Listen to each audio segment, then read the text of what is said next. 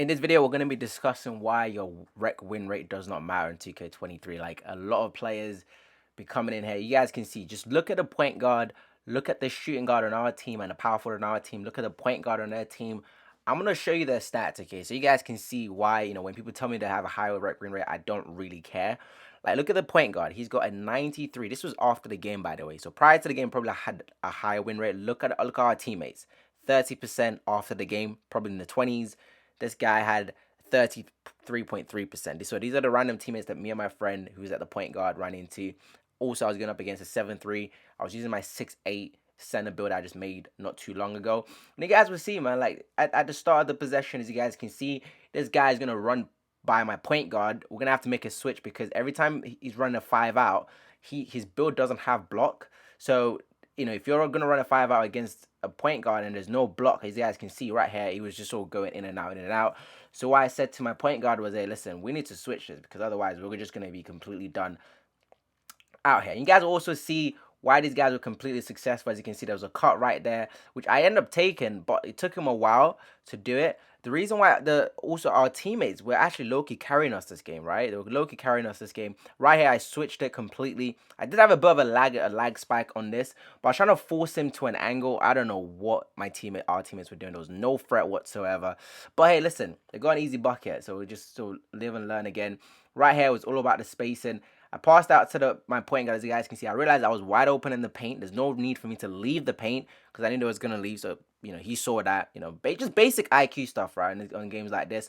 Right here, big screen, success for, this is our random teammates, by the way. And I think the reason why these guys were probably struggling when they play with other guys is because you have all these inside bigs that can't do anything. And this is why I'm always stressing the importance. Right here, this guy had the lane, right? I don't know what he's doing. He got baited. He didn't take it. He got switched on again, right? These guys, at this point, they were just sort of in shambles. Again, look, I'm trying to basically bait this guy towards anyone that can reach on him, right? I'm trying to bait him, but his timing has to be perfect. And his timing was perfect. I don't know how he was doing it, but he was random. Like, he was playing well. But like I was saying, a lot of these randoms are probably struggling because they're playing with an inside big. I was at the 5 this game, and I was spacing the floor for them. Right there, the point guard was wide open, okay? He was just probably hesitating. That's what happens when you're playing good defense on someone, is they start to sort of second-guess their shots, and that's when you know you're in the head, okay? Now, the one thing you guys are also going to realize is every time the point guard gets the ball, it doesn't have to be a point guard. Look how I'm going to try and take away his left side. This is very, very important. You need to take away his left side because that's the only threat he can go. And right here, he went to his left. As I predicted, I forced him back to his right. Because every time they get the ball on the right side, it can only go left most of the time. So you want to make sure you cut that away. But our teammate got, a backdoor cut right there, which is unfortunate. But again, look at the spacing. Look at we're basically in the 5 out right now. Now, the center has to make a decision. Does he stay with me or does he stay with the slasher? Because I know this guy wants to slash. I've seen his takeover. So as a high IQ, I'm going to stay out the paint. As you can see, the center was kind of in between right there. He never sort of committed to it, which is why I end up getting that wide open, easy bucket. Right here, again, I was trying to roll, but I realized it was a bad roll. So I kind of backed out of that roll right there. So again, he had an easy lane to the paint. The reason I also reckon these guys are also struggling is because they're playing a bunch of bigs and centers all the time. Right here, he did a step back. Okay, when people do step backs, I'm not gonna follow that. There's no point. He did a step back. He can't shoot. He's running a 5 out. Just stay out. Look, great. But that was a great pass by him. His teammate should have shot this. He didn't shoot. He got baited. Now they're sort of in scramble mode. He tried to pass it to the big. This big, it was just, I don't know what his build was. He's got like 99 block, 99 rebound, nothing. Getting baited. As you guys see, my game was actually skipping this game. Now, the skips you're seeing is not the game. It's just me actually skipping them, just sort of freezing it for you guys to sort of break down the game. But again, you guys will see. We're basically in the 5. I'm trying to see where I can bait him to. See, I bait him towards my guard right here. He should have got the steal, but he didn't really commit to it, so he ran back to the center, which is fine, fair enough. And they got an easy bucket right there. That was a jammy bucket because we could have easily got the steal. Once again, look at them. So what I want to do in this play to sort of break things down, as you guys can see, this guy is basically shading the 2 of us. So I'm going to go into the paint just to cause a bit of distraction for the center so he can actually stay onto me.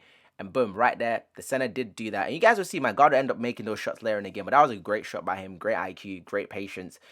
And that off ball was needed by me. Again, when you play these ISO guys, you don't want to pick them up way too high in the court. I completely forgot for a split second there that this was a 5 out. And I pressed him a bit too high. You guys will see.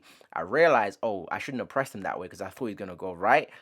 And then end up sort of switching and sort of readjusting my position and putting my hands up. And that was pretty much it. And again, once you take the ball away from the main guy, as you can see, I don't have to stay completely close to him off ball. I just want to be able to stay further away from him so I can see what he's doing. And right here, what he should have done is he could have just baited me. He could have run back and dexed me, but I stood back. I was able to see his run from a mile away. So it was easy. He made that, but I was like, listen, you're not going to make that all game. That was good defense by our team right here. In the paint, this guy, listen, I'm telling you, bro, this was a 33% win rate player. If you give them the opportunity, they're going to dominate. Now, this guy is getting pressed by the lockdown. This is what you guys, a lot of bigs need to start doing. And I watched where he was going. I readjusted my screen. As you guys can see, I already set the screen right there. But I readjusted it at just the last second. And it hit him. Now, this is to buy him time so he doesn't get pressured by the guard. Now, I should have gone to the paint right here. But the guy sort of running across kind of put me off. So I stepped away from there. And again, once again, I'm going into the paint to create that a little bit of distraction for the center to stay away from the guards. But listen, these guys we played well. My point guard ended up getting the ball. He went into the post. He's probably one of the best post faders in this game. And again, I'm gonna run from the left side into the paint. The run is to create a distraction. That's why I'm always telling certain guys, just cut. The cut is not for you to do anything. It's just to create a distraction for the center. So he's sort of preoccupied by something else because centers don't want to leave the paint. Right there, he ended up staying, but I got the rebound. Also, you also have a high chance of getting the offensive board if you do that. Look at this great defense by this guy right here. This is what I'm always trying to say to guys. You don't have to stay close to your guys when you're off ball. Look how far away this pass is. Look how far away the guy is when he passed the ball. Look how far away he is. And look how much contest he still gets. This is why I never understand how guys get cut on this game, bro. Just stay further away from them. Let them shoot. Put your hands up. You're going to get a contest every single time. Again, I'm going to cut into the paint because he gets the ball right here. My point guard should have stayed out, actually. Look, he should have stayed out, exposed the floor. But, bro, I'm telling you, this power forward was carrying us. And he had a low win rate. That's why first of all, this is bad spacing from our team right here. But I stayed out anyway. Every time I see bad spacing, and this is why it's so important for your team to all be able to shoot. The center ended up getting 3 seconds right there. If you guys are making this inside bigs, what you guys are doing is just basically getting people's way, and people can easily run the 2-3 with you. Again, a last second cut. I'm telling you guys, the hash cut is always important because it's going to create a distraction for the center.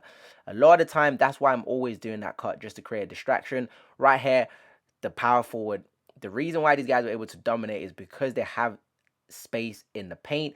Now, my point guard right here, he got pinched. I mean, that was sort of a good off-ball spacing, but unfortunately, that just tends to happen. Now, this is the 95% win rate guard. He was doing his thing, don't get me wrong. But look, right here, I was in his head at one point. I knew I was in his head when people started to do that. I was in his head. Right here, look at this confusion between my guard and the power forward. And now the center. Now I have to drop to the center because no one's guarding the center. You guys can see it's not my fault. Now this guy built out of his shot last second. My guard should have trusted the power forward. He didn't. He left the center. And I remember in the game clip, it was like, Phil, why did you leave him wide open? I'm like, bro, look at your center, bro. That's your matchup because I switched with him. I know he was trying to rotate, but he should have trusted the power forward right there.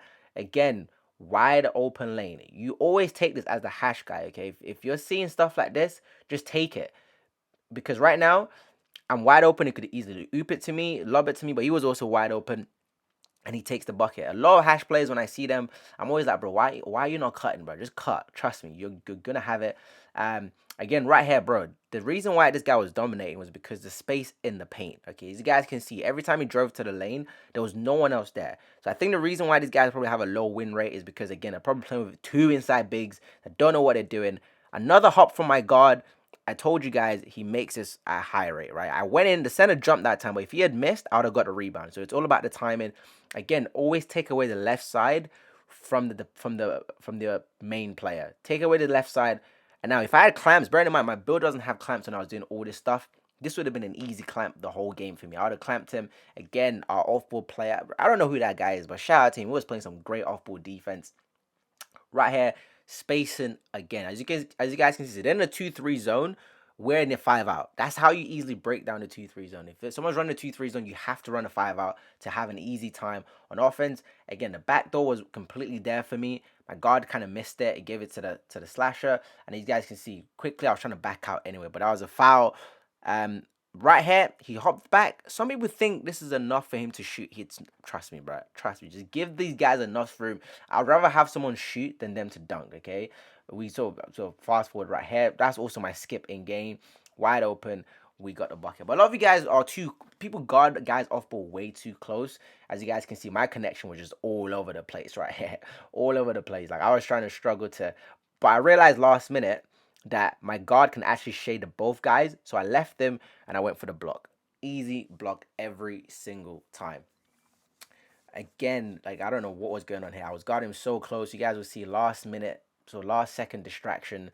Unfortunately, they got a bucket, but that's not his fault. I mean, that's just 2K. I don't know. He reached for it anyway. Um, right here again, the power forward was having the time of his life. He was having the time of his life because the spacing in the paint existed for him to do so. Otherwise, like this would have been a long game for every single person playing this game. Um, Again, you need to take away the left side, but this time the guard was smart. As you can see, he didn't take the left side, even though I thought he was gonna get baited by the shade right there. He didn't take it, and he ended up going for it. So shout out to him. Right here, the center has a decision to make. Is he gonna stay with me? Is he gonna follow my point guard? He ended up going and your boy bricked it. But that was a great pass by my point guard. And again, 5 out is always going to be a 2-3 zone. 5 out will always dominate 2-3. Again, always take away the left side of the ball handler because there's nothing for him to do. If you take away his left side, if he's on the right side, that's the only place he can go to. And if you have good teammates, they can easily pinch him and get a bucket from him. We've got an easy transition right there. We got a bucket. His teammates are starting to even flop on him at this point. Even though he was the only one doing anything. Right here, I don't know what happened to our teammates. Both of them ran into the paint, left it wide open. Thankfully, he missed the shot. Again, just picking up half court. Don't press them too high when they're running the 5 out. Playing great defense on him. He's getting baited at this point. He's passing. And now watch this guy. He had the lane. This is where you know you're in this team head. He had the lane. He did not take it. Then when guys are starting to do this, they're starting to play scary. Again, taking away his left side. But I realized he was gonna go right, so I readjusted my position last minute. It took a bad shot. Like I was literally, this was a 95% win rate point guard, by the way. Okay, so he knew what he was doing. Now the center, passive centers, bro. Look at this. Look at this. He had the lane. I mean, it's my point guard guarding him, wide open. What did he do? He passed. Why? Why? This is what I'm trying to say. A lot of these teams, yeah, when they start to play good, decent teams, they get exposed. They get exposed because they don't know what the heck they're doing. Normally, it's just one guy on their team that is very good. But listen, they got a jammy bucket right there, but that shouldn't have been a bucket. That center was playing way too passive. Passive teammates. Right here, great patience for my point guard. They both thought he was gonna pass it to the top right there. As you can see, they both chased him down. Easy, easy bucket. But again, your win rate, I'm trying to say, your win rate on this game, it does not matter that much. I mean, look at this. This is supposed to be a 95% win rate team. And I'm sure they'll probably beat every rec team they play against, every single time. But sometimes, listen, you run into a team that knows what they're doing, have a half decent brain. Right here, I was supposed to take away his left side, and you guys will see throughout the whole game. Look, I backed out right there because of the skip. My connection is done. Like, there's no reason for me to back down that way. But listen, shit happens. He ended up getting an easy bucket. But right here, another screen. Now, you're going to see, I set a screen earlier for a guy, and he didn't really take advantage of it. You guys will see the importance of a high screen right there. Look how much space I gave my point guard. Look how much time he has now to think of what to do. Look at where the defender is. Now, I cut again to distract the center whilst I'm going to the paint. My guard showed great patience. And now, remember earlier, he had a very similar shot that he missed, but he made it this time. But that off-ball run was very, very important to be able to create that distraction. Again, taking away the left side of the look wherever he's going. I want to take away his left side. I don't want him to go into that angle. Now, if I had clamps and gloves right here, but this guy would have been boxed up. Like I would have stripped him. I would have just completely just dominated him. Now, again, watch the contest of this. Look how far away he is from the initial shooter, right? You guys are going to see the contest is going to get on this. And this is what I'm trying to tell you guys. You guys don't need to stay up close to your off-ball player. I never understand how guys get caught on in this game. It's a mystery to me. No one should be able to cut on you. Again, he was stuck right here.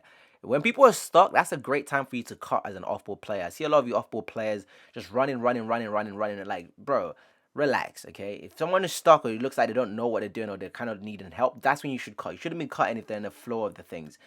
again taking away the left side. Every time the ball handler has the ball, the left side just needs to go. The left side needs to go. You can't let him go left. It's gonna create a problem now. He's been boxed up right here. Like, look at him. He was making terrible passes now. Look, he's starting to flop. I remember sort of messaging this guy after this game, and he was just like, "Yeah, I know that's why." Like, that was very funny. Again, great defense by me, just taking away his left side, But again, you guys saw that, right? You guys saw that. Like, skipped away to the right, but now we're in his head. This is a wide open dunk. We're in his head, wide open dunk. What did he do? He passed out. He passed out. I'm telling you, this is the issue with you guys that play a record of a full five. You guys have never versed any guy that would give you any sort of competition. Right here, his teammates are starting to leave. Everyone's leaving. You guys come wreck, beat bums all day, and you guys verse a decent team. Again, we don't even have a full squad right here. I mean, Clamp Breaker, shout out to the point guard. I ain't got clamps on this build. But you guys be coming to wreck with a full five, not knowing what to do. I don't get it. I don't get it. Like, how do you guys enjoy playing bots the whole game? I mean, thankfully, look, we had some basic teammates that could slash in this game. We've had worse teammates. But yeah, we end up beating those guys, and this is why I can never sort of respect guys that come over with a five. They got beat. GG's to the power forward. I mean, like, hey, when I saw the win rate of those guys, I was completely shocked. But hey, they did their thing. They enjoyed it. Now, if you guys enjoy this style of video, it's a little bit longer to make. I'll be honest with you guys. But if you guys enjoy it, I'm happy to make more of this stuff. But yeah, hopefully you guys do enjoy. If you didn't, also let me know. I'll probably stop making them. And yeah, I will catch you guys in the next video.